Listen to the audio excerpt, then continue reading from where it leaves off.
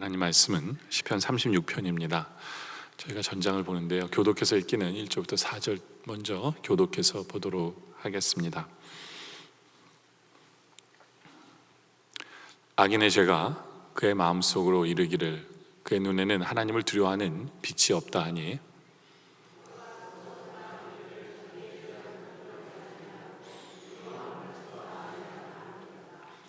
그 입에서 나오는 말은 죄악과 속임이라 그는 지혜와 선행을 그쳤도다.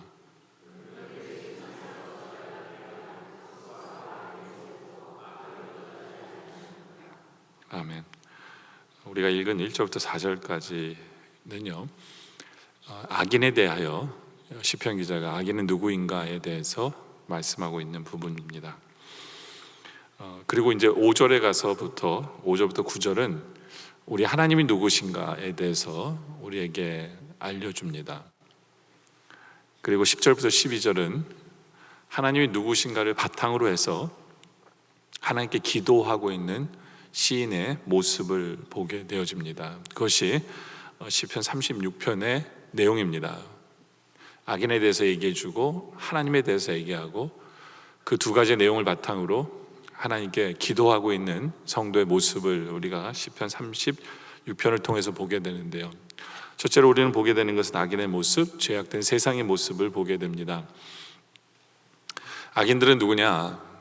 악인들은 하나님을 두려워하지 않는 사람들이다 라는 겁니다. 1절에 보니까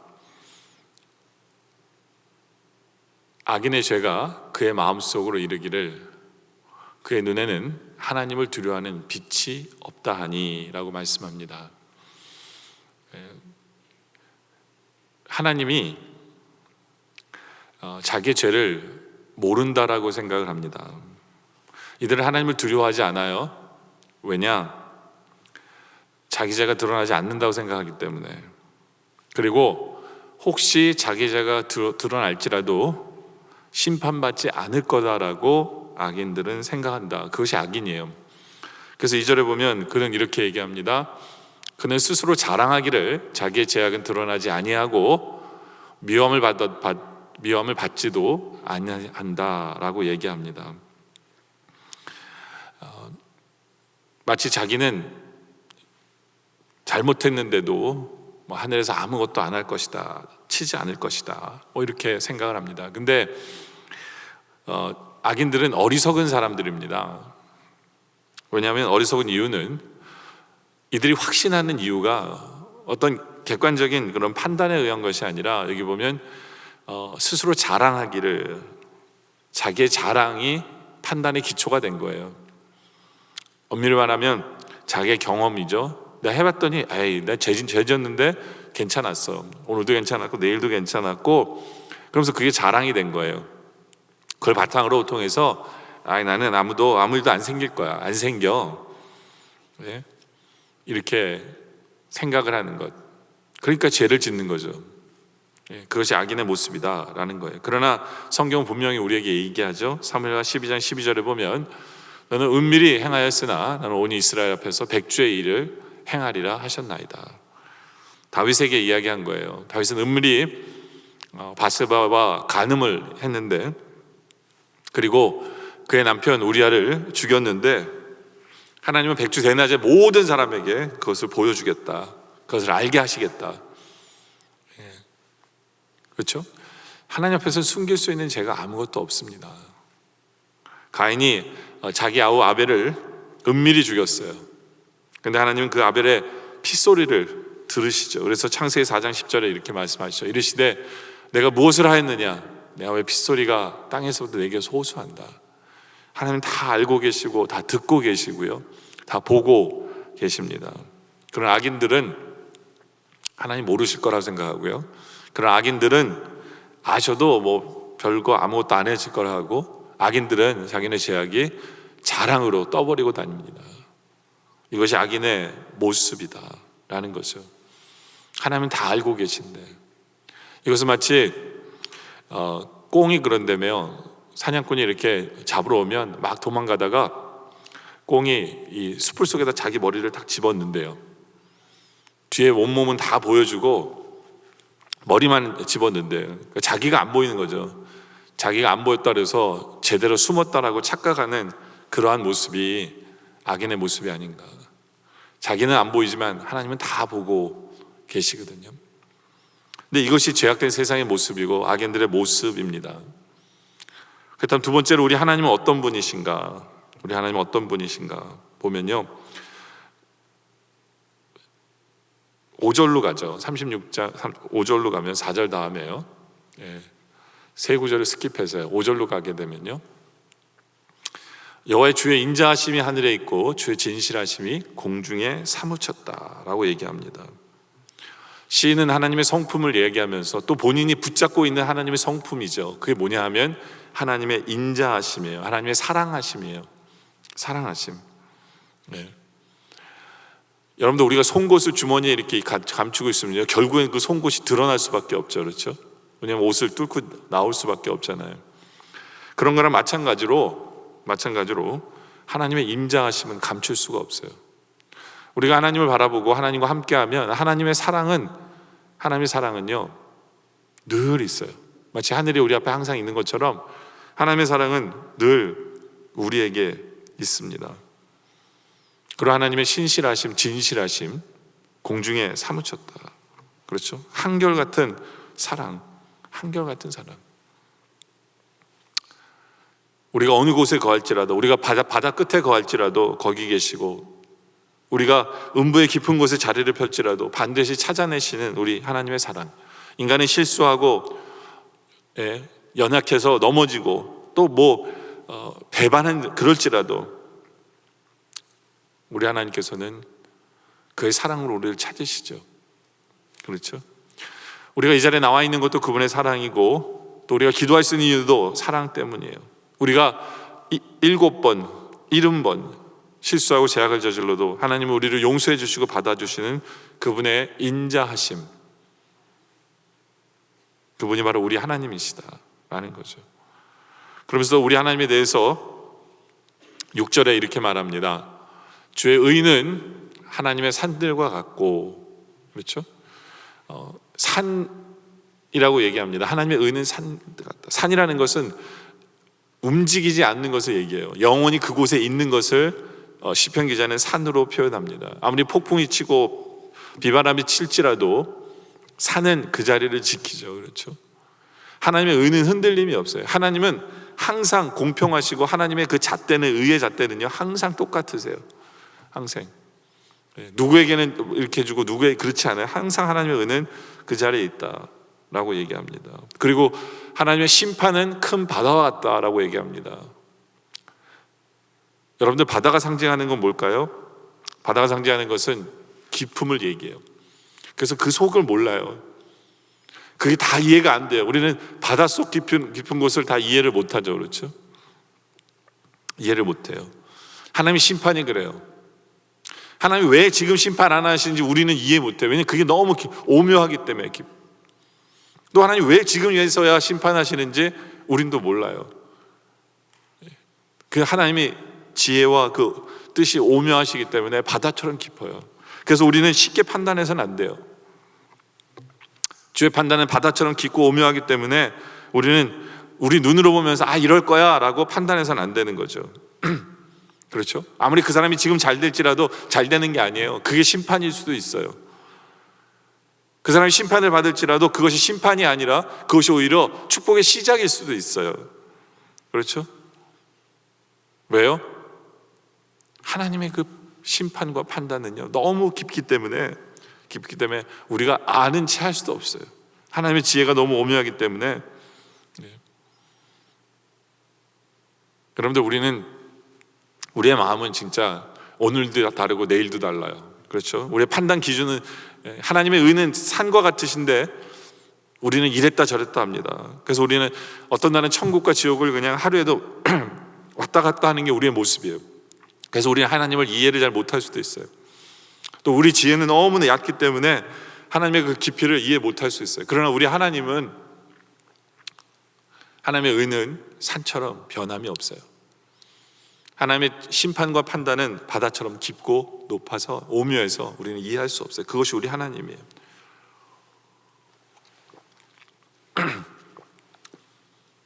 그러면서 그런 하나님 앞에 시편 기자는 7절에 하나님이여 주의 인자하심이 어찌 그리 보배로우신지요. 하나님의 사랑만 생각하면요 가장 큰 보배예요. 가장 큰 보물이에요. 우리에게 주신 가장 큰 축복이에요. 하나님의 사랑은, 하나님의 인자하심은. 그래서 하나님의 사랑을 의지하면서 어떻게 하느냐, 사람들이 주의 날개 그늘 아래 피하나이다 라고 얘기합니다. 독수리의 날개 속에 있을 때 아무도 건드리지 못하죠. 그렇죠? 아무도 건드리지 못해요. 해할 수 없어요. 그리고 그 안에는 얼마나 따뜻할까요? 아무리 폭풍이 몰아쳐도 그 안에 있는 어린 새끼들은 편안한 거예요. 그리고 그 주님의 날개 안에는 먹을 것도 풍성해요. 먹을 것도. 그래서 시편 기자는 8절에 그들이 주의 집에 있는 살찐 것으로 풍족할 것이라.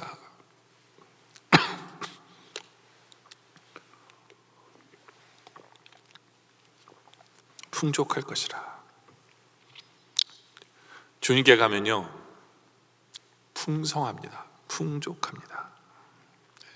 그래서 시편 34편 10절에 보면 이런 말씀이 있어요. 젊은 사자는 궁핍하여 줄일지라도, 밀림의 왕자죠, 그렇죠?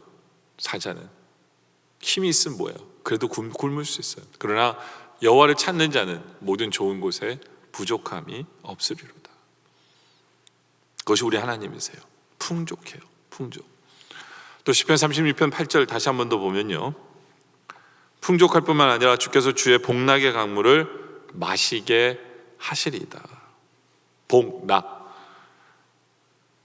두 단어죠, 그렇죠? 복을 주시고 우리에게 락, 기쁨을 주시는 그 강물, 그 강물을 우리 하나님이 주신다. 그 물로 우리를 시원케 하신다. 기쁨과 축복이 흐르는 그 강물. 이스라엘의 백성들은요 항상 강물을 생각하면 그것은 풍요와 생명을 상징합니다. 그래서 에덴 동산 같은 경우에도 4개의 그 강의 근원이 그곳에서 시작한다고 그러거든요. 에스겔 선지자도 환상 중에 성전 문지방에서 흘러나온 물로 복을 상징하죠. 그래서 그 물이 사해바다까지 들어가서 죽은 사해바다를 다시 살리는 그 물, 그리고 장차 우리가 들어갈 새하늘과 새 땅에도 생명수의 강이 어린 양의 보좌로부터 흘러나오는 그 강을 이야기합니다. 이 복락의 강은 미래만 흐르는 게 아니에요. 이미 예수를 믿는 우리들의 뱃속에서 흐르고 있어요. 그래서 요한복음 7장 38절에 이런 말씀이 있어요. 나를 믿는 자는 성경에 이른 것 같이 그 배에서 생수의 강이 흘러나오리라. 우리 배에서 생수의 강이 이미 우리 안에 예수 그리스도로 말미암아 넘쳐나고 흘러나오고 있어요. 복락의 강이. 그래서 하나님을 찾는 자는 결코 마르지 않고요, 물된 동산처럼, 그리고 시냇가에 심은 나무처럼 풍요하고 윤택합니다. 윤택해요. 그래서 우리 주님의 풍요와 그 강의 흐름으로 말미암아 시편 기자는 우리 하나님을 생각할 때 9절에 진실로 생명의 원천이 주님께 있는 것을 보게 돼요. 생명의 시작이, 생명의 근원이, 나의 생명의 근원이 우리 하나님이심을 보게 됩니다. 요한복음 1장 4절에도 같은 맥락으로 얘기하죠. 그 안에 생명이 있었으니, 그렇죠? 또 이 생명은 사람들의 빛이다. 우리가 읽었던 바로 9절 뒤로 가볼까요? 거기에도 빛에 대한 얘기를 하죠. 시편 9절로 가보면요, 다시, 그렇죠? 생명의 원천일 뿐만 아니라 주의 빛 안에서 우리가 빛을 본다라고 얘기했잖아요. 요한복음에 똑같은 얘기예요. 요한복음에도 다시 한 번 더 요한복음 1장 4절을 보면 그 안에 생명이 있었으니 이 생명은 사람들의 빛이라. 빛 대신 생명 대신 그분. 그래서 우리가 그분 안에 있으면 우리는 살 수밖에 없어요. 우리가 그분 안에 있으면 우리는 어둠이 우리는 어둠만 있을 수가 없고, 어둠이 우리를 어떻게 할 수가 없어요. 빛 가운데 우리는 있기 때문에. 이것이 우리 하나님이에요. 하나님이에요. 그러면서 우리가 어떻게 생명으로 어떻게 살아가느냐, 영의 양식을 먹음으로 우리는 살아가는 거죠. 요한복음 6장 51절에 보면 나는 하늘에서 내려온 살아있는 떡이니 사람이 이 떡을 먹으면 영생하리라. 내가 줄 떡은 곧 세상의 생명을 위한 내 살이니라 하시니라. 우리 주님이 우리에게 생명의 떡이 되셔서 우리가 주님 안에 거하면 우리는 영원히, 왜냐하면 그분이 생명이시기 때문에, 생명이시기 때문에, 모든 생명의 근원이고 시작이시기 때문에. 요한복음 14장 3절에 보면 가서 너희를 위하여 거처를 예비하면 내가 다시 와서 내가 너희를 내게로 영접하여 나 있는 곳에 너희도 있게 하리라 라고 얘기합니다. 이게 무슨 말이냐 하면요, 우리의 시작도 하나님으로부터 시작됐죠. 근데 우리의 가는 그것도 주님께 가는 거예요. 시작과 끝은 다 우리는 하나님의 생명의 근원이시고 생명의 끝도 그 자리예요. 근데 끝이 아니라 또 영원히 시작되는 그 자리도 또 주님 계신 거예요. 네. 그렇기 때문에 우리 주님이, 우리 하나님이 생명의 근원 되시기 때문에 우리는 하나님께로부터 끊어져서는 안 되는 거예요. 하나님 안에 거할 때 우리는 영원히 살 수밖에 없는 거죠. 그리고 그곳에 생수의 강물이 차고 넘쳐서 그 안에 참 복락이 넘치는 거죠. 그렇죠? 제일 중요한 것은 우리가 주님 안에 거하는 것, 주님 안에 사는 것. 시편 기자는 그래서 하나님에 대해서 이야기하는 거예요. 그래서 세 번째로 우리가 볼 것은 그 복락의 강물을 맛보기 위해서는입니다. 8절을 다시 한 번 더 보면 그들의 주의 집에 있는 살찐 것으로 풍족할 것이라 얘기하면서 주께서 주의 복락의 강물을 마시게 하리라. 주님의 그 복락의 복과 기쁨의 그 축복과 기쁨의 그 강물을 우리로 마시게 하리라. 이게 하나님의 소원이에요. 하나님 우리가 이렇게 하시고 싶으세요. 우리는 어떻게 살아야 될까요? 그렇다면 시편 기자는 어떻게 살면 이런 복락을 누릴 수 있다고 얘기할까요? 첫째, 악인의 길을 버리라는 거예요. 그래서 우리가 1절부터 4절에 악인이 누군가를 얘기한 거예요. 예? 악인은 하나님 죄를 지면서도 하나님 모르실 거야. 알아도 다 치지 않으실 거야. 악인은 그걸 자랑해요. 그렇죠? 자기가 죄를 지면서도 마음에 아무런 꺼리낌이 없어요. 그냥 자기가 원하는 대로 살아가요.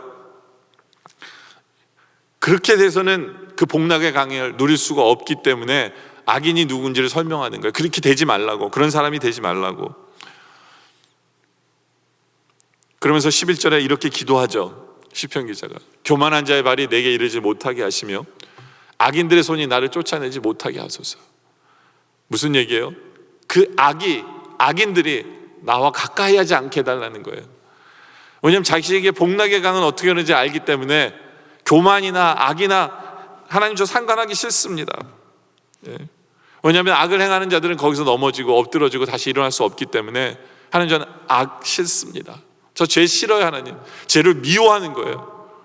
왜? 하나님에 대해서 아니까 죄를 미워하는 거야. 그래야 복락의 강이 내 안에 넘쳐나면서 기쁨이 넘쳐나는 것을, 복이 넘쳐나는 것을 맛볼 수 있기 때문에 악을 미워하는 거예요.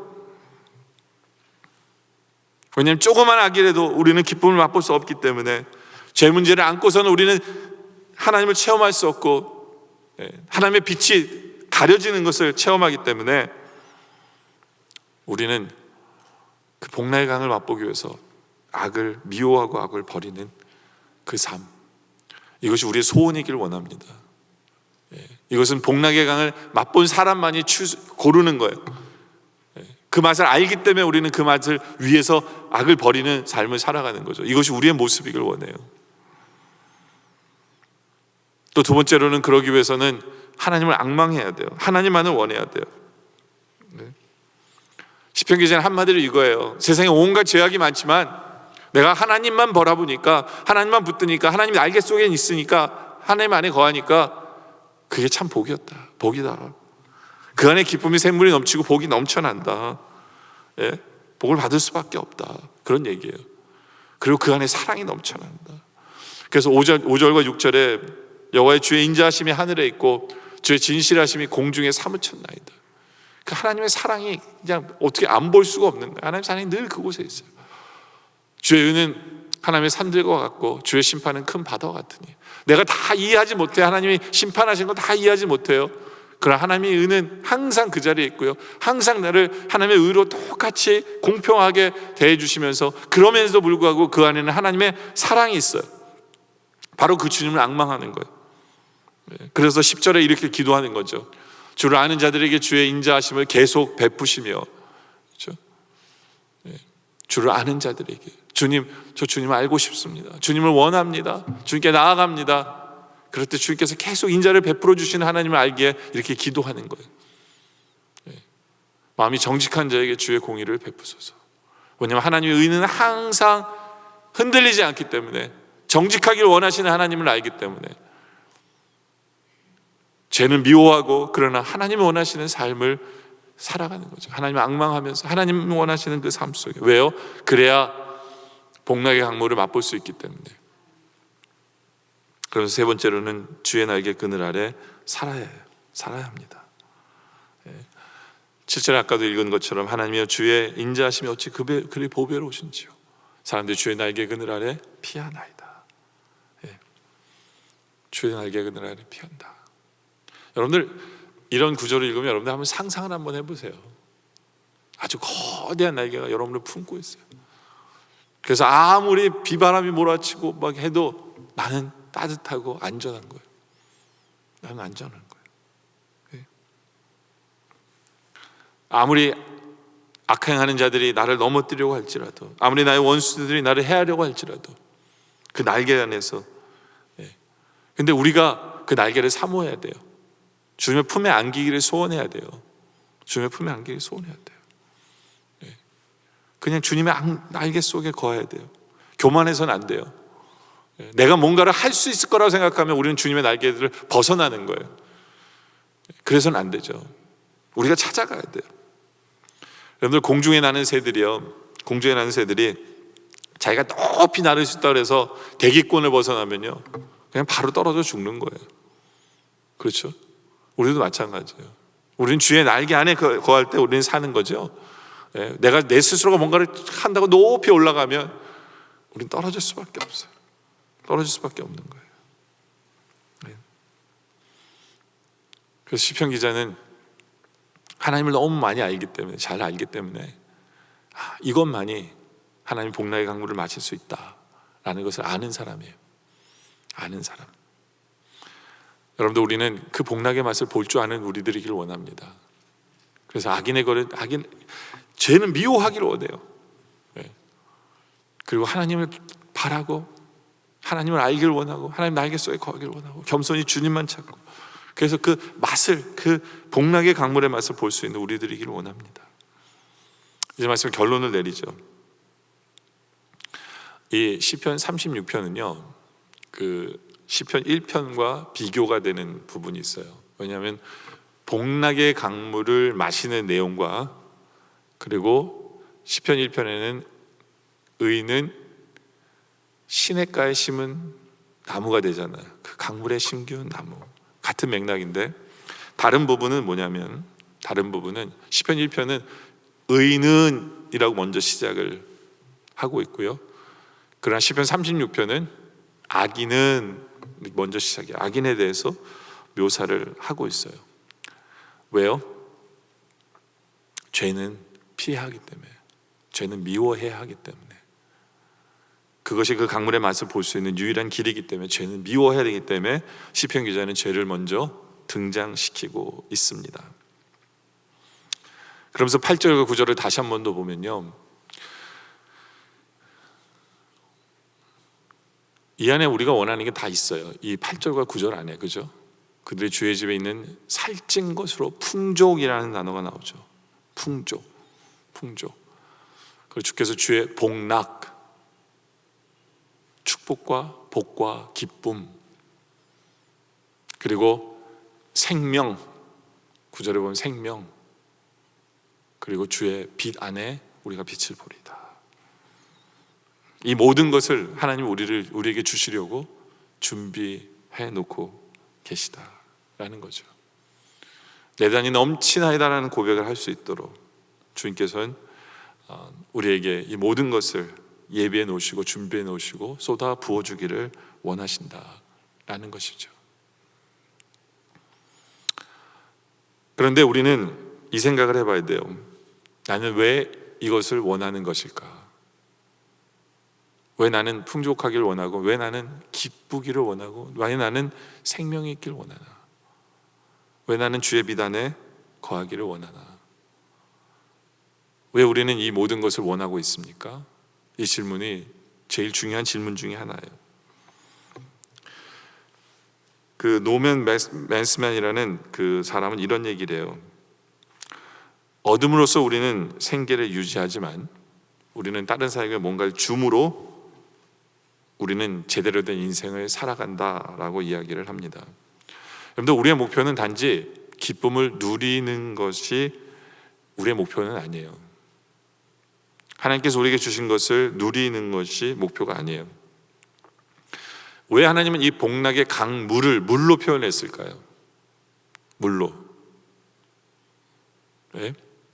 왜냐하면 흘러서 다른 사람에게 가야 되는 거예요. 가야 되는. 그래서 강물로 표현합니다. 네. 여러분들, 이 기쁨 같은 경우에도 보면 네 종류의 사람들이 있어요. 첫째는 기쁨이 없이 살아가는 사람들의 모습이 첫째고요. 둘째로는 다른 사람의 기쁨을 빼앗는 사람이 두 번째고요. 그래서 자신도 불행하고 남도 불행하게 만드는 사람이고요. 세 번째는 기쁨을 누리는 사람들이에요. 그러나 네 번째는요, 기쁨을 소유할 뿐만 아니라 이제 그 기쁨을 나누어 주는 사람입니다. 여러분은 어떤 사람입니까? 여러분들은 이 넷 중에서 어떤 사람이세요? 여러분 때문에 기뻐라고 이야기 듣고 사십니까? 여러분이 전달하는 그 기쁨을 다른 사람이 받고 있음을 바라보고 계십니까? 저는 우리 영락의 성도들이요, 이 복락의 강물을 마음껏 마시는 그러한 간증과 체험이 여러분에게 있길 원해요. 그런데 그걸로 끝나지 말고요, 끝나는 것이 아니라 이제 우리 영락의 성도들을 통해서 이제 다른 사람들이 기쁨의 강물을, 복의 강물을 함께 마시며 함께 기뻐하고 함께 간증하고, 그래서 더 죄를 미워하고 더 하나님 품에 거하기를 원하고 더 하나님을 찾고 더 하나님을 바라게 되는 그러한 우리 모습들, 우리 교회에 되어지시기를 주님의 이름으로 축원합니다. 기도드리겠습니다.